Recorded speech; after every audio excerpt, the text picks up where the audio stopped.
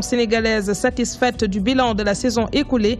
L'instance entend poursuivre ses efforts d'équipement des ligues. Les clubs des deuxième division seront davantage motivés afin qu'ils soient plus compétitifs. Voilà pour les titres. Le développement, c'est dans une poignée de secondes.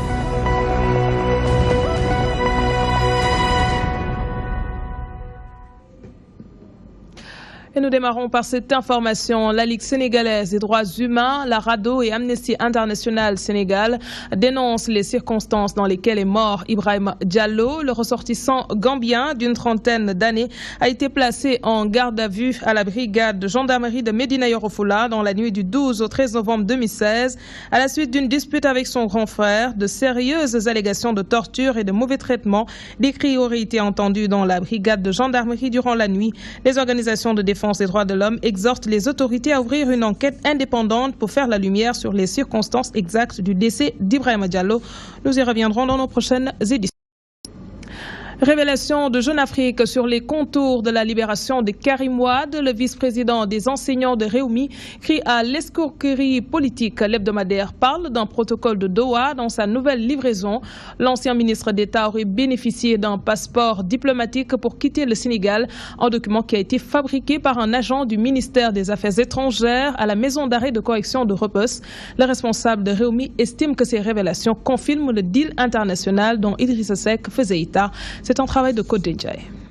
L'hebdomadaire Jeune Afrique a évoqué un protocole de Doha dans son dernier numéro. Selon ce responsable du parti Réumi, il n'y a pas de doute. Il y a bel et bien deal dans la libération de Karim Wade, comme l'a indiqué son leader. La grande question qu'il faut poser est très simple. Quel homme politique aurait fait 4 ou 5 ans de prison, être libéré sans aller embrasser son père, sa maman, serrer la main à ses souteneurs, soulever ses enfants?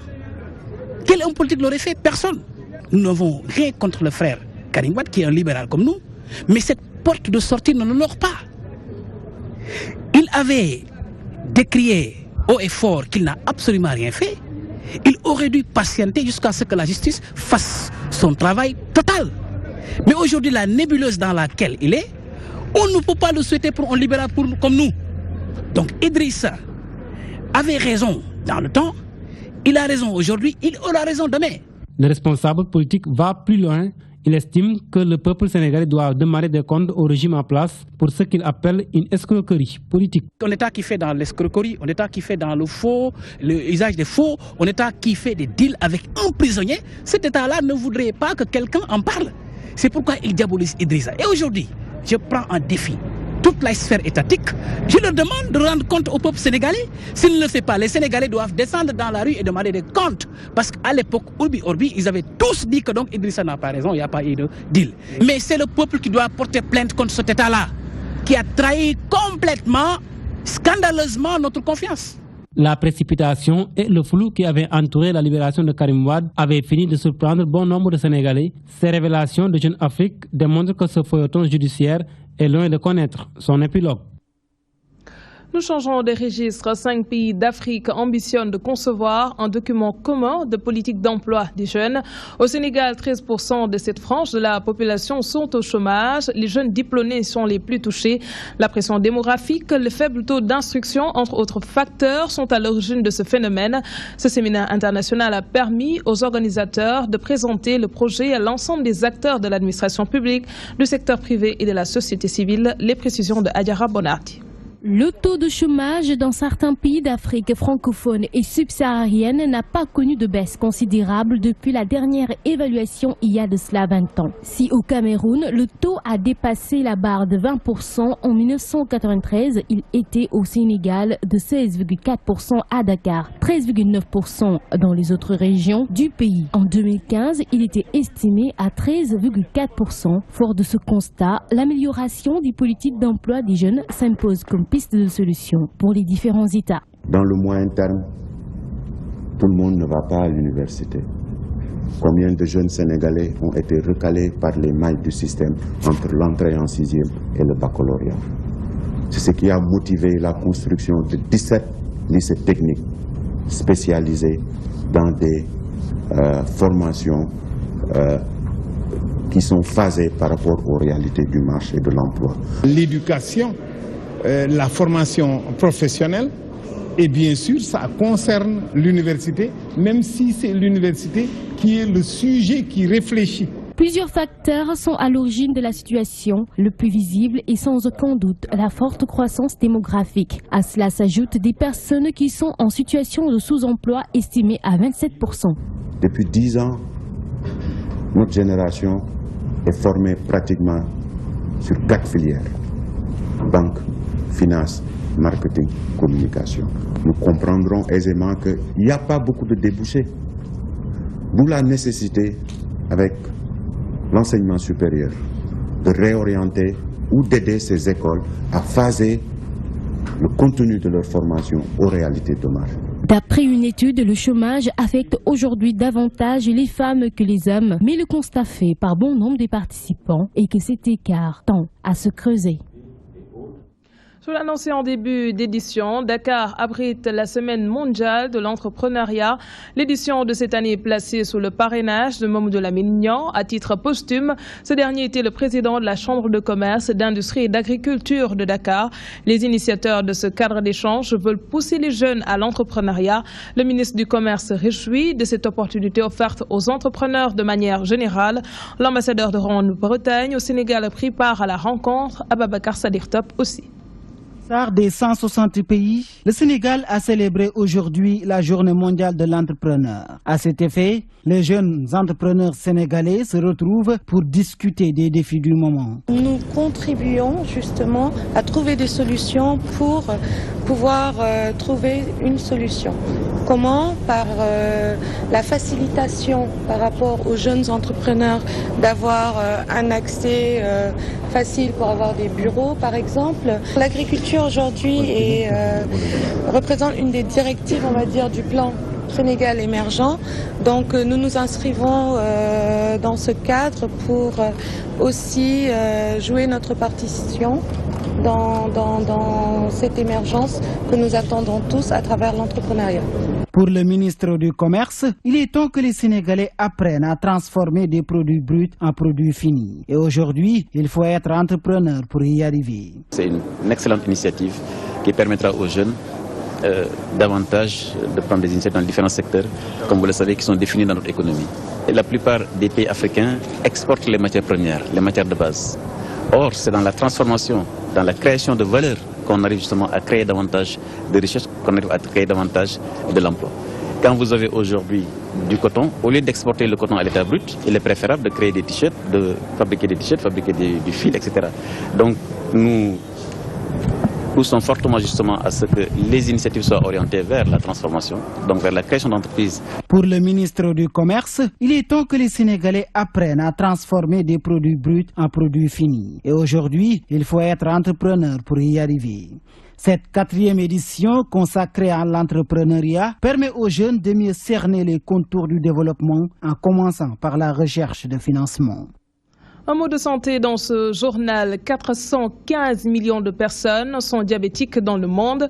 L'OMS précise que le taux augmente chaque année. La prise en charge de cette maladie chronique, malgré les efforts de l'État sénégalais, reste onéreuse. Ainsi, la célébration de cette journée mondiale du diabète est une occasion pour l'Association sénégalaise de soutien aux diabétiques de faire un plaidoyer pour une meilleure prise en charge de la maladie. Cette année, le Sénégal a axé le thème de cette journée sur diabète, traumatisme, prévention et prise en charge. Ndeye Fatim Lo nous en dit plus. 2015, des chiffres qui montrent que chaque année, de plus en plus de personnes développent cette maladie. La Fédération internationale du diabète a estimé qu'en 2015, 415 millions de personnes étaient atteintes de cette maladie à travers le monde et les projections en 2040 tournent autour de 642 millions si la progression actuellement constatée continue. Le diabète est une maladie chronique dont le traitement est à vie. Celui-ci est très onéreux. Aujourd'hui, l'ASAD, l'Association sénégalaise de soutien aux diabétiques, plaide pour une meilleure prise en charge. Le diabétique de type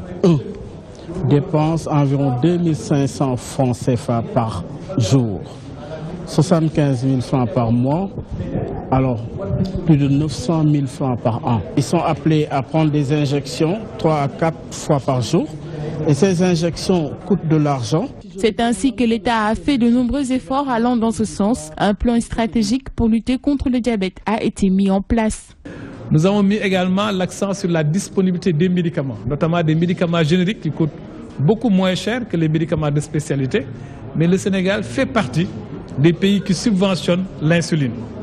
Voilà déjà quelques dispositions qui s'intègrent dans notre plan stratégique où nous avons les mesures idoines pour lutter contre le diabète. Cette journée mondiale est ainsi l'occasion d'informer et de sensibiliser les populations sur cette maladie chronique qui se développe insidieusement dans notre pays. La sédentarité, l'inactivité physique, l'alimentation trop riche en gras, trop salée et trop sucrée sont autant de facteurs de risque qui induisent au diabète et méritent ainsi d'être tués. Alors à Mbour, les responsables du collège d'enseignement moyen de Kignyabour demandent au conseil départemental de meilleures conditions d'existence. Ils veulent la construction d'un mur de clôture, l'approvisionnement en eau potable, l'électrification de leur établissement, entre autres requêtes, des sollicitations que le conseil départemental s'engage à résoudre en fonction de ses moyens. Toutefois, des engagements ont été pris pour la construction d'autres salles de classe. La correspondance de Mamadou Diop. Construction d'un mur de clôture et d'un bloc administratif, adduction d'eau potable, désenclavement et électrification de leur établissement sont entre autres les principaux besoins du corps professoral et des élèves du CEM de Kignyabour, localité située dans la commune de Sindiao. À ce propos, Monsieur le Président, nous vous informons que les 3000 livres devant équiper la bibliothèque sont déjà sur place. Ces infrastructures et équipements appellent nécessairement la construction d'un mur de clôture et d'une loge gardien pour la sécurisation des lieux. Un bloc administratif digne de son nom leur permettra, à n'en pas douter, de faire de cet établissement-là un collège d'excellence. Interpellé sur toutes ces doléances, le président du conseil départemental de Mbour s'engage à faire de son mieux pour améliorer les conditions d'études et de travail des élèves et professeurs du CEM. La possibilité de doter les communes, de doter la population des réalisations de haute facture pour leur permettre quand même d'avoir une vie décente, une éducation de qualité et participer à l'émergence du Sénégal. Donc nous sommes heureux encore une fois de participer modestement au développement de notre département. Salif Samb a inauguré 6 salles de classe de l'école élémentaire de Guéréo, réfectionnées par le conseil départemental, avant de réceptionner les 2 salles de classe du CEM de Kignyabour, entièrement construites par son institution. Éducation Faux Talibé, un nouveau concept développé par un groupe de jeunes. Ce programme vise entre autres à apprendre aux talibés à lire et à écrire, bref, avoir les premières notions de la langue française. L'équipe aidant les talibés était hier au Dara de Niaritale. Voyons cela avec Mansour Sow. Détrompez-vous, nous ne sommes pas dans une maternelle, encore moins dans une école primaire, mais plutôt dans une Dara. Le concept Education for Talibé prend ici toute sa dimension et sa pertinence. L'éducation, c'est la meilleure arme pour changer le monde. Nous sommes conscients de cela. Nous sommes conscients que ces enfants-là, ces enfants talibés sont les forces motrices de demain. Ces enfants talibés sont l'avenir. Nous sommes conscients de cela, raison pour laquelle nous avons initié ce concept Education for Talibé. Ils ont l'intention de faire le tour des Dara dans la région de Dakar et peut-être dans les autres régions pour permettre aux talibés de leur donner la chance de s'initier aux langues françaises et aussi de pouvoir écrire leur nom, leur prénom et aussi de connaître plus tard ils pourront se débrouiller dans la langue française.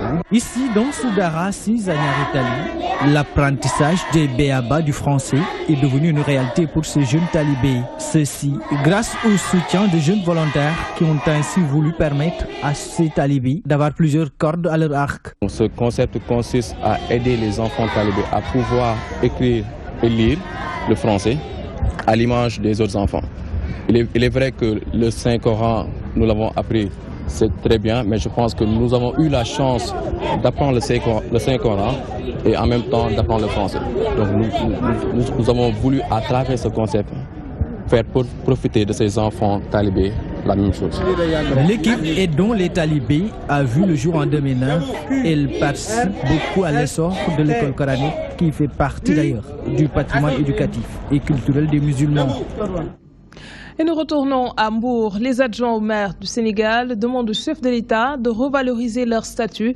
En assemblée générale, dans la localité, ces élus locaux qui estiment faire le plus gros du travail dans les collectivités locales disent être relégués au second plan au profit des maires titulaires. Ils ont décidé de déposer sur la table du président de la République un mémorandum contenant toutes leurs doléances. Je vous propose de suivre la réaction de Djiban Nying, leur porte-parole au micro de Mamadou Diop. Nous ne pouvons pas comprendre que la plupart du travail à la base réservé aux adjoints que nous sommes parce que les maires titulaires, la majeure partie d'entre eux ne sont pas sur place. Ce qui fait qu'aujourd'hui, si vous allez dans les collectivités, c'est les adjoints au maire que vous allez trouver sur place, confrontés aux sollicitations de toutes sortes, confrontés au règlement des problèmes de toutes sortes. Aujourd'hui, nous avons dit que cela ne peut pas continuer dans la mesure où, à travail égal, salaire égal. Donc, si dans l'acte 3, on réserve encore la seconde partie aux adjoints, nous avons dit que c'est anormal. Et pour cette raison, nous demandons la revalorisation du statut de l'exécutif local. Nous demandons également le relèvement des indemnités qui sont allouées aux adjoints au maire. En même temps, nous demandons des indemnités de cession aux conseillers. Parce que sans la présence des conseillers, le conseil ne peut pas délibérer. Parce que pour délibérer, il faut avoir un quorum. Aussi, nous demandons à ce que les maires et les adjoints au maire qui arrivent à faire 2 mandats consécutifs soient quand même alloués des pensions de retraite. Nous sommes en train de faire le diagnostic de la situation. À travers maintenant ce diagnostic-là, alors nous allons faire des recommandations et c'est à l'aboutissement maintenant de ces recommandations-là que le mémorandum sera couché et déposé à qui de droit. De Mbour, nous nous rendons à Saint-Louis. L'aire marine protégée de la localité se structure. Grâce à ses partenaires comme Fish for Life, la plus grande AMP du Sénégal a réussi le balisage de frontières. Toutefois, elle nécessite plus de personnel pour sa surveillance et son fonctionnement. L'AMP de Saint-Louis ambitionne par ailleurs de recruter des éco-gardes pour mieux rentabiliser son domaine d'action. Capitaine Paul Moïse Diédhiou est le conservateur. Il s'exprime au micro de Gambi Diagne. Sur le plan effectivement des effectifs, c'est surtout le renforcement du personnel. Parce qu'en fait, l'AMP, on dit que l'exergue marine protège la première génération créée en 2004. L'AMP de Saint-Louis est la plus effectivement grande. Et du coup, on est sur le plan personnel effectivement, il y a moins de personnel effectivement. Nous voulons effectivement promouvoir des activités écotouristiques qui permettront effectivement de faire bénéficier les populations locales sur le plan socio-économique, effectivement, en essayant autant faire que se peut de promouvoir ces activités écotouristiques-là pour effectivement que les populations, les acteurs directement concernés puissent en tirer profit. Aussi, il y a un problème d'équipement, les installations, effectivement. Il faut quand même qu'au niveau du site de l'hydrobase, qu'on puisse effectivement, autant faire que se peut, qu'on essaye de mettre là-bas un poste pour le personnel. Un corps qu'on voudrait quand même créer, qui est le corps des éco-gardes, qui va effectivement constituer que de jeunes, mais des jeunes de la localité. Et ceux-là seront vraiment nous, nos auxiliaires, dans les activités que nous allons faire. Nous en venons à la page sport. La Fédération sénégalaise de basketball tire un bilan satisfaisant de sa saison 2015-2016. L'objectif a été atteint sur les 4 volets que s'est fixé l'instance fédérale. Le manque de compétition des clubs de la 2e division, l'équipement de l'équipe nationale, entre autres questions, ont été évoquées à l'occasion de ce face-à-face avec la presse tenu ce lundi au siège de la Fédération. C'était en présence d'Ibrahim Fall. Sur les 14 régions du Sénégal, 12 ont pu accueillir des compétitions de la Fédération sénégalaise de basketball. Pour cette fédération, les clignotants sont au vert. Nous avons au cours de la saison organisé un séminaire de formation des entraîneurs en 1er et 2e degré. Je rappelle que depuis 2009, de 2009 à 2016, ça fait presque 7 ans, il n'y avait pas un séminaire de formation de 2e catégorie. Nous avons organisé un séminaire de formation des commissaires. Je répète que depuis 2010, aucun commissaire n'avait été formé. Cette année, nous avons équipé la Ligue de Dakar en matériel informatique et avons également offert à la Ligue de Ziguinchor du matériel informatique. Nous avons décidé de choisir chaque année 2 à 3 ligues pour les équiper. Ce qui fera qu'à la fin de notre mission, je pense que l'essentiel des ligues seront dotées en équipement. Si la fédération est satisfaite de son bilan, le manque de compétition des clubs de la deuxième division semble défier ce parcours. On est en train de réfléchir sur la question, mais sachez par exemple que cette année, nous avons dépensé plus de 23 millions pour l'organisation de la deuxième division. C'est une première aussi. Ça peut une deuxième division restante. Oui. Mais si vous le faites également, le basket sera mort dans certains contrées du Sénégal. La fédération promet une innovation majeure cette année avec comme illustration l'organisation d'une journée de basket pour démarrer le championnat de 12h à 0h.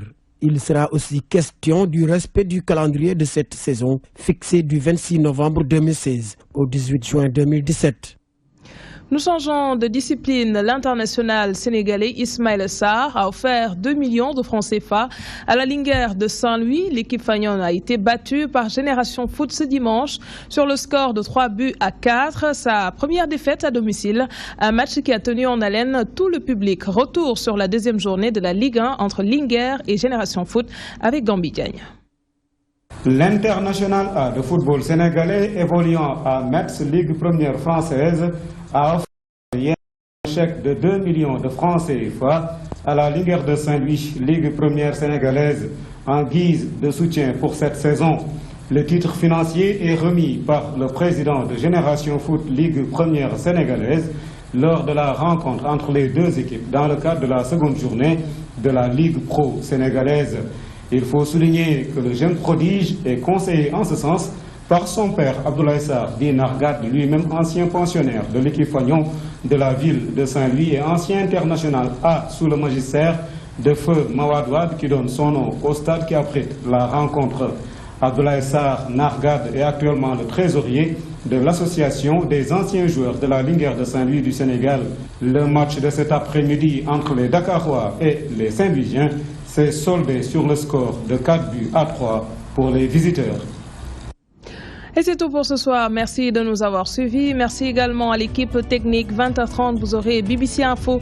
Passez d'excellents moments en compagnie de nos programmes.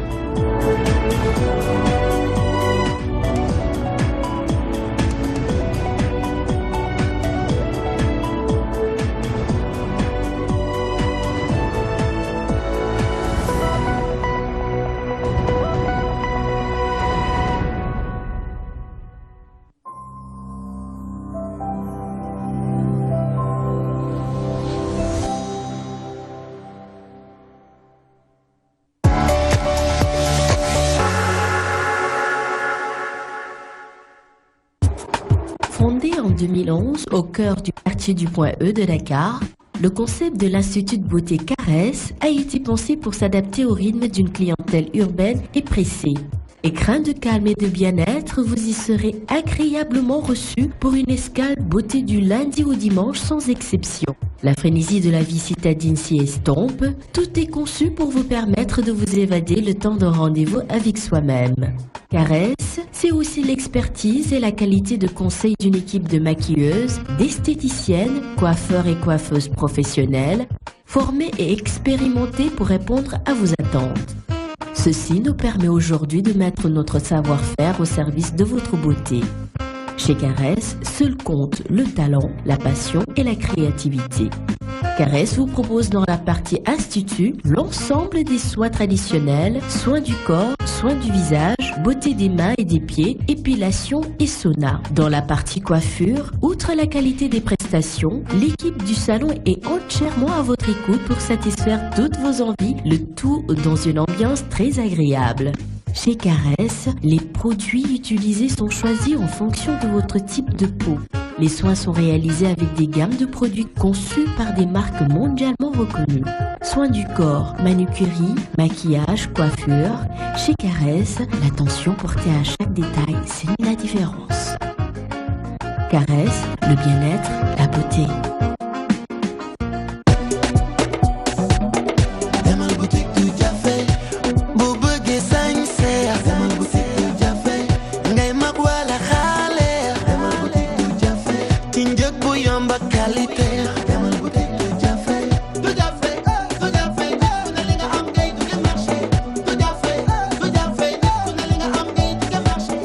jamais vu. Venez profiter de nos soldes à Doudiafé. Tout y est et à des prix imbattables. Ne vous le faites surtout pas raconter.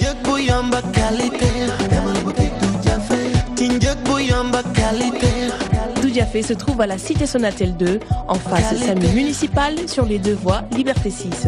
Doudiafé, alhamdoulilah.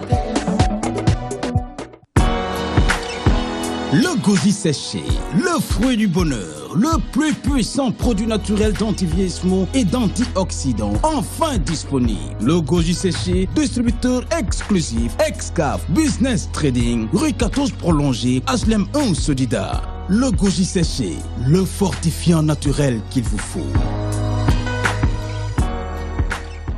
Mes fils, justement, yo, Galsen Hip Hop Awards, le 3 décembre, Sorano, ne le fait que non?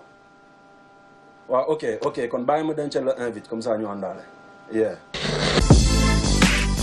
Dakar, Sénégal. Point Blank Pro revient pour la 2e édition du Galsen Hip Hop Awards le 3 décembre au Théâtre National Daniel Sorano à partir de 19h. 9 catégories pour l'édition 2016. Meilleur album solo, meilleur album groupe, meilleur mixtape, meilleur featuring, meilleure vidéo, meilleur beatmaker, meilleur lyriciste, meilleur artiste masculin et meilleur artiste féminin. Galsen Hip Hop Awards 2016, édition dédiée à Feu DJ Maktar. Sous le haut parrainage de Monsieur Jean-Pierre Senghor, DG de Prodac, Monsieur Mamadou Diop, DG de l'ISEC et Monsieur Moustapha Mambagirassi, DG de l'IAM. En partenariat officiel avec Red Bull et en direct de la TV. Galsen Hip Hop Awards, le prestige du haut niveau. Tapis rouge pour les guest stars le 3 décembre à l'ultime destination Théâtre National Daniel Sorano à partir de 19h. Entrée sur invitation. Infoline 77 473 55 84. Point Blank Prod, we on to the next one.